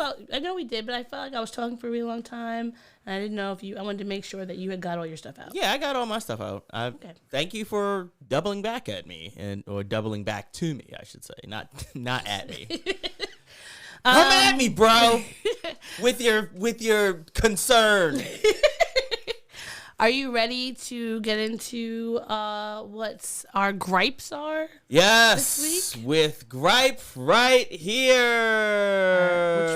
Which one? Purple. Bringing it. What we gripe it. We're not griping anywhere else. We gripe it. This safe space for us to share. We gripe it. We ain't griping anywhere else. We gripe it. All right. So, who's going You go first? first. Okay. Actually, you go first. I 'cause just went first. No, I went first. Oh, I just went the longest. Yeah, you went. You had a length to yours. Okay. I had girth. Okay, so here's some things that annoyed me this week. One, a little north, Northwest, Kanye and Kim Kardashian's daughter. Sorry, she is an adorable little girl who loves music, loves fashion, makeup, and loves making TikToks like most. Whatever, she's 10 years old. To people of her age, right? So the other day, she was doing a TikTok for Heroes and Heritage Day, which is either you dress up as a hero or someone from your heritage. And she decided to dress up as Ice Spice. She looked super adorable in this all white, velour tracksuit. She had the orange hair, which was hilarious. Looking like a Black Annie. She did look like a little Black Which Annie. is what Ice Spice looks like. She does. So she was posting some videos, and she's in them. She's kind of dancing with somebody behind her, I think one of her cousins. And they were just having fun. This hit the internet, and people were trying to call her fast and trying to say this is bad and she shouldn't be listening to Ice Spice and blah, blah, blah, blah. At 10 years old, I was listening to the clean versions, if my mom was around, to Lil' Kim, Foxy Brown, Patra, all the different female hip-hop musicians at the time. A lot of them were not clean. Patra, dip and fall back, dip and fall back. That must be a New York thing. Well, she's Caribbean, so maybe. Yeah, maybe. But there was just a lot of music that I was listening to by male and female artists that was not age appropriate, but I was aware that my mom, like, she might let us listen to, like, the bleeped song, but we always knew, like, this is for adult music, so you're not to be, like, at school, like, singing these things, or like, this is for adults. Just making it clear. So I don't know why people are outraged that this little girl likes Ice Spice. Like, yeah, Ice Spice's songs, a lot of them are suggestive. She's a pussy rapper. She's a what? She's a pussy rapper. Oh, yeah. She often is talking about her pussy, or she dances and, like, you know, grabs her pussy. Her hit song is Munch. Yeah, like, she's not a child-friendly whatever music, but at the end of the day, kids are listening to this music. They're at home. They hear it everywhere. It's on the radios all over the place, bleeped or not. So you can't act like this young girl is somehow being corrupted because she heard the music. She wasn't mouthing the lyrics, like, in the way that, does she know the curses? Who knows? But, like, she was just having fun. And I just get pissed off that a little black girl can't be on her little TikTok looking completely clothed and wasn't, like, twerking. She was just, like, doing the little, like, a little two-step and, like, going like this. Just like what any little girl has been doing since before there was, you know, social media. And they're trying to claim that she is being a Jezebel. So that was pissing me off because, for one, if you are looking at a 10-year-old girl dance around in a wig and makeup and dress up, and your thoughts are sexual, that's a you fucking problem. Because there was nothing sexual about it. She looked like a little girl playing dress up. Like, that's a you problem. I think the lyrics in the background weren't censored, though. No, the lyrics in the background were not censored. But the thing is, it was still not a sexual... I've seen more sexual performances done at beauty pageants. Mm-hmm. From girls, like, I've seen little girls in bikinis it is walking still out. Strange that we do... you know, beauty pageants. Like, this was just the lyrics. I'm not saying the lyrics are super censored and child friendly, for sure not. But she was just, like, sitting in the camera, like, moving around to them dancing. She didn't have a boy in them being like, you a munch. Like, then it could have been a way more suggestive thing. Like, to me, it just looked funny and hilarious.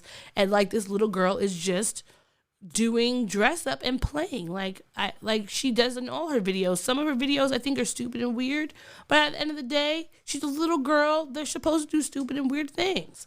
I feel like we're just constantly policing her, partially because she's Kanye's daughter, partially because she's Kim's daughter, and partially because she's a little black girl in the limelight. But it's like she was with her bestie or cousin at her own home, fully clothed, making a video.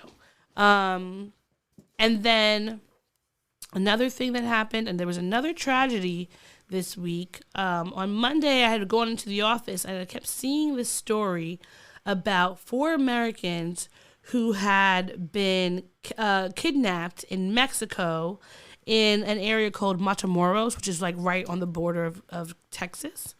And 4 of them were kidnapped. 2 of them were murdered. 1 was sent back, and 1 had really critical injuries, still in the hospital. Mm-hmm. So it turns out that the Gulf cartel is responsible, and they actually sent, like, an apology letter saying, sorry, some of our guys shot these people or took them without our without our consent. We weren't aligned on this kidnapping. Yeah. So sorry. The organization does not. The organization condemns this kidnapping. Yeah, condemns. We this weren't behavior. a part of this. Rest assured, the members at fault have been put on administrative leave. Ping us for more information. Ping us. Wow. And they gave, like, the names of the people, and they arrested them or whatever. Yeah. But my problem is, like, okay, now things are happening. We know the people's names and we know what was going on, but now the news. I've seen several news stations, and specifically the Daily Mail, are trying to paint this as a drug smuggling story, because the people involved, some of them had been arrested or gone to jail, or, you know, they have a rap sheet. The 4 people's names were Latavia McGee, Eric Williams, Zindell Brown, and Shawid Woodard, and they're all of them are from North Carolina. The story all black? was yes. Okay. The story was that one of the girls was going to Mexico for a BBL, and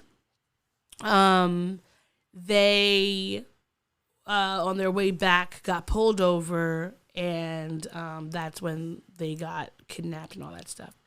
Now, some of these things that they are charged with, definitely, like, they're not. It's not great, you know. Some of them have drugs charges. One of the women had lawful acts against a child. You know, some of them are violent. Like, none of these things I would say, like, oh, they were upstanding citizens. But I just don't feel like it is fair to accuse these people who are victims of a crime with something without having information. Them just having a rap sheet just means they've been arrested before. Like, that doesn't mean that they were doing anything. They were driving down there in a regular ass car.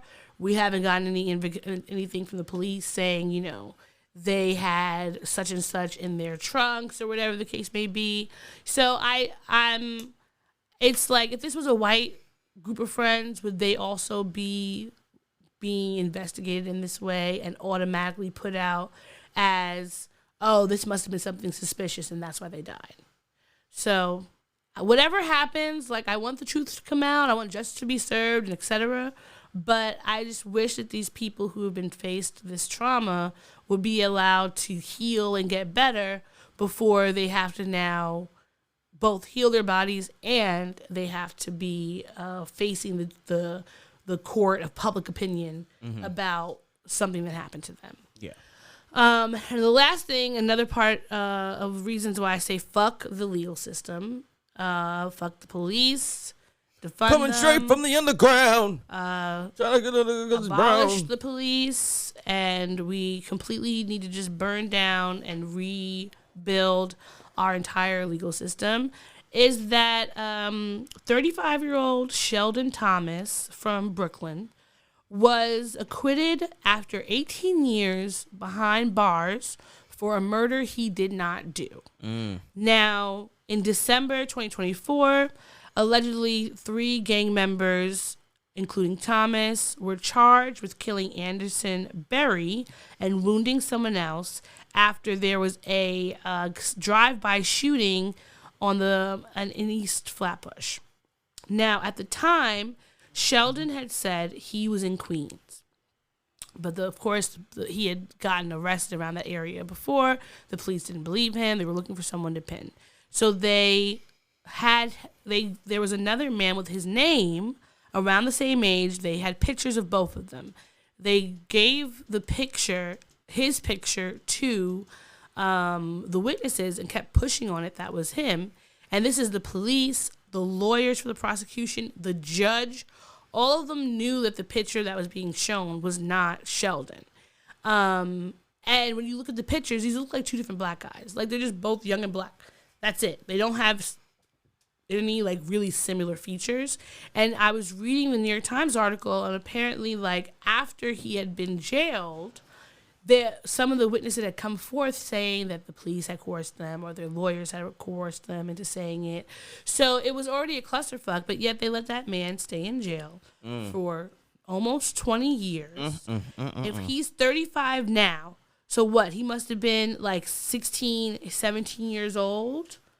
And he spent that's your high school graduation, your freshman year of college, spring break, internships, college graduation, you know, your graduation tour somewhere. Like, there's just so much of his adolescence that he was not able to fulfill, regardless of what crimes, you know, he might have done that most teenage boys get themselves involved in. Like, he was not a murderer. He was just a kid that maybe got into some trouble sometimes. That it's not unusual for a lot of people, regardless of their socioeconomic status or education level. We've just been watching the Murdaws, who are rich as fuck white people, child beating up people and murdering folk every which way. Yeah. Yet he's, privilege run amok. Yeah, exactly. And so This man, he thankfully got vacated. They vacated his conviction this past week. But I want to know what they're going to give him money-wise and resources-wise so that he can come back into society and actually, like, be a contributing member. And, like, are they making sure that he has trauma and grief counseling for the life he missed? Is his family even still alive? Because when your family's in prison, it's not just the person there. Everybody is also a part of them is in prison with them. Yes. Because you're worried about what's happening to them every Yes. day. You're worried about whether or not they're being taken care of. If you're going to be able to see them, they always put the prison so far away from their communities that you can't even pop in and out just to say hi. You know, like, so you're completely devoid of your familial connection. You're usually in a place that's cold and doesn't have a lot of, like, beauty around it, which they do on purpose. And then they put you out and say, well, why you keep going back? Why? The rates of recidivism so high. Because you're not doing anything to make sure people are actually, like, rehabilitated. You want someone to come back in so they can keep making your license plates, your underwear, your socks, whatever other bullshit we use slave labor for. And now this man is going to have to start all over. I mean, thank God he's only 35. So he's still young enough where maybe he can learn a trade. Hopefully he'll be working with different, like, innocent project or something to, like, get his story out. Maybe he gets a book deal or a movie deal or something. Like, you know, with Central Park 5, they've been able to get a lot of resources since they came out, but there was also a super publicized story. Mm-hmm. So I just worry about him, and I just pray that he is able to live the life he deserves after all those years, and hopefully that anything that may have happened to him during those times, he gets the therapy he needs for. Hopefully his family is still alive and friends, and he can still have those connections, and that he can sue the pants off this whole entire district and get lots of money for it, because this is it's a sham. It's a terrible sham. It's a shame. You mean shame? It's a sham. It's a shame. It's both. Okay. All right. All right. That's it. I think that was it. Was there something else? Damn. I feel like there was, but I forgot it. But those are the main things that were pissing me off this week. Okay. That makes sense. My turn. So, here. Jojo, pose. Now, for people on Instagram Live, you're not able to hear anything that I'm doing right now, because the way that this is set up, we have a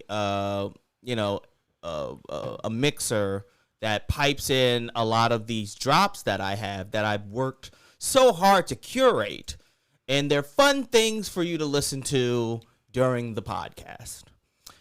I, in an effort to upgrade this system, had bought some stereos so that... Hello there, Melody. I had bought some stereo speakers in order to make it so that the people listening on Instagram Live can hear drops like this. Jojo, pose. Jojo,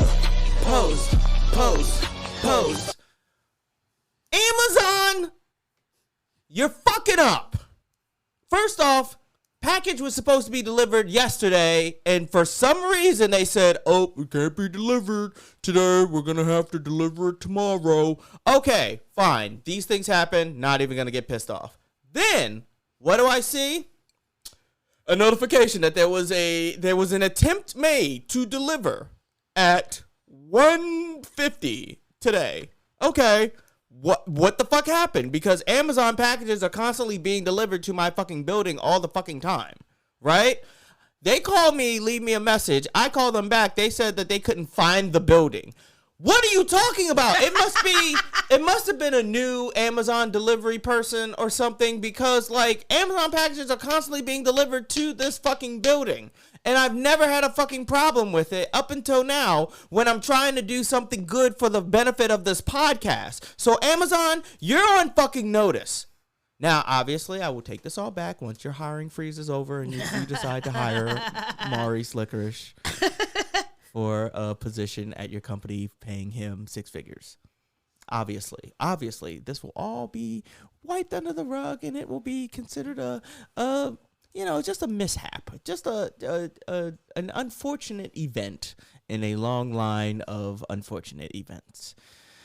But it is still very annoying that a very important package that I was looking forward to is now like out in the ether in fucking Linden. Where the fuck is Linden? It's in Queens. It's in Queens.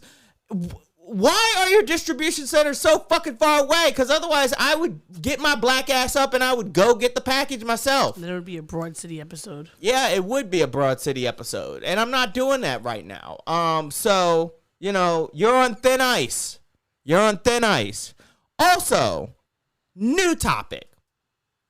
If you work at a company and you have bad news to deliver, make sure you deliver that bad news immediately. Don't set up a meeting 4 hours later to deliver bad news, because for that 4 hours, I'm going to spend with all the anxiety in my head wondering what the fuck you're going to say. Quite frankly, I thought they were going to tell us to come back into the office. I thought that they were going to say, like, all right, you know what, enough is enough. Like, I know that most of your team is scattered to the winds, and some of y'all in Florida, and some of y'all in whatever. But the motherfuckers who are in New York and New Jersey, y'all need to start coming into the fucking office. Mm-hmm. I thought and that's what I prepared for it. What was the actual meeting about? Something entirely different that was even more stressful than the thing that I thought they were going to say. Because I was literally going through and I'm like, all right, man, now I'm going to have to budget, figure out how much Just Works gives you for fucking transportation, because I'm, the week before I had just set up my Just Works commuter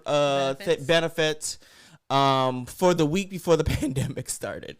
And so there's just like a monthly. Oh, so that's what you were using to get your card yesterday? No. I don't even know where that fucking card is. It's somewhere. It got lost somewhere in the move. Uh-huh. But there is somewhere a Metro card with a month's worth of transportation points. You better get that. I don't know where it is. Just ask them for another one. I can't. Well, it's been too long. It's been like 2 years. It doesn't matter how long it's been. They'll still give it to you. If you can show that it hasn't been used. I mean, either way, people lose. I haven't used it. Just tell them you need a new card. All right. Never mind. Maybe.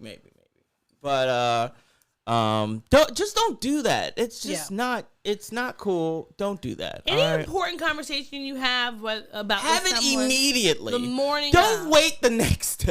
Okay. So without getting too deep, I do think it's messed up that if you know that you're going to fire somebody, don't wait a day. The beginning of the moment they come in. Maybe you should do that at the beginning. 30 minutes after they come in, they should get a meeting. That should be a beginning of the day conversation, not an afternoon conversation. Because it's really fucked up to make them work. Yeah. Unless you're gonna give them money if you're gonna give them the whole day. I wasn't present for the entirety of the conversation, but boy, oh boy, like it's really fucked up to make somebody work that entire time just to fire them. And then my last thing is hey, companies out here are tracking IP addresses. Like that's a thing that companies can do. So that's not even a gripe. That's more of a public service announcement. Yeah, they do. That if you're working from home, your company has the ability to track you via IP address. So I know a lot of people that their companies have done that. They've been like, it's like they've been traveling somewhere for a few weeks and they're like, oh, you have to use a VPN and you log in. Sometimes it'll bounce back and then the tech department's like, hey, we noticed you're in so-and-so, like, everything okay? And then you have to, but to me, it's like, if you're a remote worker, mm-hmm. unless your job has said, if you are somewhere for X amount of days, you need to tell us, I don't think that it is important to divulge that as long as you're working and nothing about your schedule is changing. You might have to wake up earlier because of I've work different hours because of the time change and stuff. I've But if worked you're abroad. doing that already, then you should be in the clear and you should be fine. It shouldn't be a big deal. Now I will say I know that my job and some other places because for instance when you go out of the country or even out of your state because of the tax implications, it's like once you've reached 30 days somewhere, they might want you to come back. But I think outside of that, you shouldn't be micromanaging where people are working, regardless, because if the work's getting done and they're not having issues, leave people alone. Yeah, just leave people alone. It's not that big of a deal. Don't stop trying to micromanage people in every single part of their workday. Is the work being done? Great, let's move along. Okay, is that all that's making you angry? That's everything. All right, now, okay, which one? This one? It's green. All right, now we're going to our favorite time of the week. What makes us happy? I'm the baby merchant. Tots are us. I give you all the service and no damn fuss. Give the baby merchant just a week or two. I'll have your baby for you. All right, real quick. That is yet another drop that I would love for the Instagram people to be able to listen to because it's such a fucking good drop. It's so good. I took it from Cop Rock and I pitched it up so that we couldn't get sued. And boy, oh boy, is it just a fucking delight. Yeah. I love it. Yeah. All right, let's make I'll go first. Okay. Obviously doing this podcast with you brings me a lot of joy. I got a raise. You deserve it. I'm not sure if I mentioned that last week, but I did get a raise, and it takes effect this coming paycheck that's coming up. So that's good.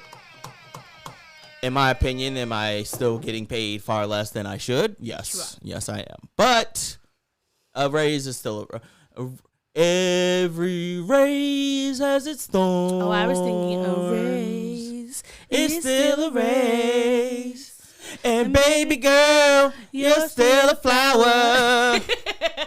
Maybe, why didn't I sing that? That should be the song that I sing. That should be the song. So yeah, I got a raise, so that should be good. I'm hoping to, another thing that's making me happy is the upcoming paid for the Jamaica vacation in May. So at the end of May, gonna be going on a Jamaican vacation to, maybe I'll tell y'all, maybe I won't. It don't even matter, because all that matters is I'm gonna spend a week on a beach just taking in the sun. Gonna be mimosas. Oh yeah, daiquiris. All of the everything is paid for, as far as it's all inclusive. So I was trying to encourage my friend. I don't need to say their name. I was trying to encourage my friends to come with us, but it is a week off of work, and it's a weird week off of work. Yeah, but it's not like Monday through Friday. It's like Wednesday to the next Wednesday. We're gonna have a great time. So clearly, it's only good for people who have either unlimited vacations or who just don't give a fuck, or who are content creators.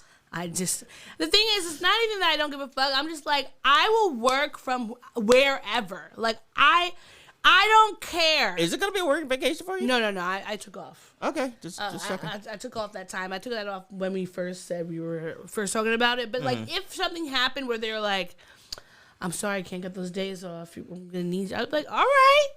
I'll find some place on the resort to have the Wi-Fi. The Wi-Fi with my little fucking daiquiri. Mm-hmm. Okay, please bring me some. Now, one thing. Meanwhile, I'm gonna be playing volleyball. That was one of the activities that Gladys told me about, and was like, I'm gonna have to shave down my nails though. The second highway to the danger zone. Okay. Yes, I'm super excited for that. Is that anything else that you're excited about? What happened this week? Oh, I got hit on by You didn't get your friend. Yeah, I did. A little bit. I'm telling you, a little bit. She wasn't. Yeah, she was. She wasn't. A little bit. She was not. It was a little bit. It was. She asked me if I was single. That's because she was asking you a question about how she was not. I think she was. She 100% wasn't. I think she was. I could tell you she was. I don't think she was. Did you have a conversation with her about it? No, I just know her. I don't know. I don't know. I got some vibes. I got some single vibes. First it was like, do you have any single friends? And then it was like, are you single? Like, I was just like, what's going on with y'all? And I'm just like, no, she was not. Well, she wasn't. Miss. She wasn't. I could tell you she wasn't. If you would like to pretend that she was, you can. But I could tell you she was. I don't think it's a pretend situation. It was I think not. I think there was that energy being put out there. It wasn't. I'm sorry. You don't have to apologize because she was. She was not. It's okay. It's okay. She wasn't. It was right in your fucking face. No, she was not. But you were drunk, so I was don't not know. that drunk. You stumbling, breaking couches and shit. That was not me. That was First of all, it was not me. That was you. No, we were not. I'm sorry that they made a poorly manufactured couch. That should have been your gripe. Look, because it's fine. First of all, it's fine. I didn't even land on that couch. Yeah, you did, though. I did not. I landed right in front of it because I said, anyway, that wasn't me. No, it's fine. Look, and if anyone broke the couch, I'm not taking. No, that's not true. Okay. Look, I'm not taking you to small claims court about this couch. I'm just saying that, like, it was not me. Look, you broke it, and it's okay. I did not break it. Your body. You're right. You didn't break it. Your body did. Your spirit was elsewhere. Okay, I got you. Understand.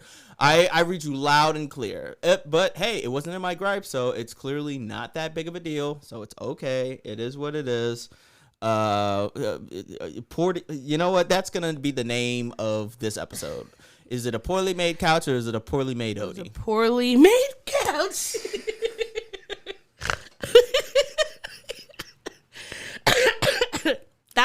I was actually just thinking, like, damn, that was supposed to be one of my. I was gonna mention that as one of my gripes. Poorly made. Because I don't think that couches should just break. It's in the running for title of this episode. Poorly made Odie. That. No, it is not. Poorly made Odie. Anyway, Matt, let us know if I should name this episode Poorly Made Odie. No, do not do that. Yes. Things that made me happy this week. Yes. What made you happy this week? Well, I was the engagement captain for International Women's Day, and things have gone very well with that. I got a shout out from one of the VPs, so that was cool. I finished a project that I'd been working on at work. Mm-hmm. And all the podcast episodes have been uploaded, so they're all up to date. Yay! And I'm gonna do this between today and tomorrow so that it gets uploaded. My schedule now is if we record, I'm gonna upload the next day. Or that night, depending on how much time I have. That's gonna be what? What does this look? I wasn't looking at you. You were looking at me. I was just looking at you with my eyes. You were just like. No, I wasn't. I was just listening to you. Sure, yeah. Like. I believe you when you say these things. All right. Well. Okay. If you say so. I'm just looking. What else is making you happy? What else is making you happy? What else is making you happy? Paranoid. What else is making you? I know you're not talking about paranoia. Fucking parasite levels of paranoia over here. Anyway, doing this podcast with you. It's always a joy to my heart. I got to see my best friend, Lauren. Mm-hmm. She works around the corner from my job, so I went to the office and I got to see her, and we haven't seen each other since the pandemic started. So that was fun. It was only for a few moments, but you know, those few moments can always be great. She's in Paris right now, having a great time. Niggas in Paris? Lots of them. The whole clan of them. Just a bunch of people. Just a bunch of guys hanging out with a Parisian background. I feel like this weekend was really fun. Got to see some friends. Yes. And drank, and shenanigans were afoot. Lots of activity. Last lap. That was fun. That was fine. It was. You said you had fun. I did have fun.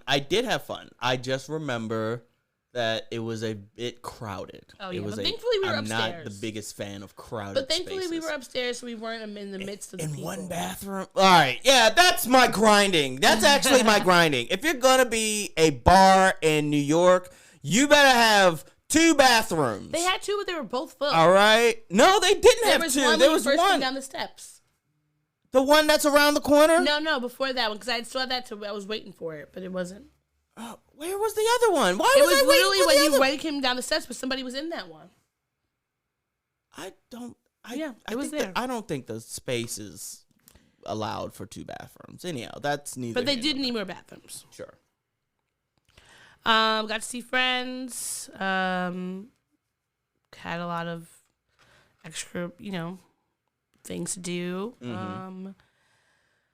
I had an enjoyable daylight savings time and activities. Yeah, Yeah, agreed. it was fun. It was a fun night. Fun night. Yeah, 2 nights of fun. Held by all. And I would say I really cannot wait to play Uno Flip. Oh my god. Even though some people are Oh being my sour goodness, pussies about yeah. Shout out to Sam. He's been on this podcast before. He's my best friend, and yeah, he had the. I think he had the right we notion can when it easily came play to, that game. It's just simple. It's a simple game, okay? We just keep the freaking rules the same, and you can just flip the cards. Why not? Oh my goodness. It's fun. It's kind of a bit chaotic. It's enjoyable. It makes you laugh. Just a It's game with hilarious. more rules and more chaos. No, it's gonna be fine. All right, we're is gonna that- play with the 2 of us. We're gonna test out the rules. All right, is that it? Are we done? Are you just trying to kick us off so we could watch your freaking? Yes! show? That's exactly what I'm trying to do. It's 8:00. It's 8:03. It's It already is? started. Dang, Yes, it's already I started. didn't think it was 8 yet. All right. I'm Well, casting it onto the screen. That's it. That's all, folks. We're out here. We will talk to you on Wednesday, where we will be watching something. I'll pause it. And thank you very much. Yeah. We will be watching something and talking about it. All right. Until then, take it easy. Keep it sleazy. Matt, you should come over and play Uno Flip. No, there's no. First off, Matt, I'm still waiting for you to let me know if I should name this podcast "Poorly Made Odie." And second of all, I don't know about that. But I don't know about fucking. Yes, there's chaos involved when it comes to this fucking game, but it's all good. Either way, thank y'all for joining us for another installment of this podcast. We will be back with more on Wednesday and then next weekend. Are you going to tell them what show you're about to watch? I'm about to watch the On Cinema Oscar special With who? with Odie. Oh, with Tim Heidecker and Greg Turkington. Yes, with Odie. Yes. I'm hosting it. Yeah. Anyhow, until then, take it easy, keep it sleazy. Bye. Thanks for listening to the show. If you'd like to contact the podcast, you can reach us via email at blackandsnerdypodcast@gmail.com. You can also find us on Instagram and TikTok at Black and Snurdy Podcast, as well as on Twitter at Black and Snurdy. You can find me, Maurice, on all social media under the handle Licorish is Legit. That's LICORISH is legit. And you can find me on Instagram. It's that's OD, THATSOD.E. And on Twitter, THATSOD_E. And don't forget to like, rate, and subscribe to us. Tune in next time to the Black and Sturdy Podcast, where nerds of a feather flock together. Remember? Bye. Boy. Not yet. Not yet. No, this is keeping it. We're keeping this in. Don't forget to take your meds and your subs and drink water. Bye. Bye. I actually want to keep that.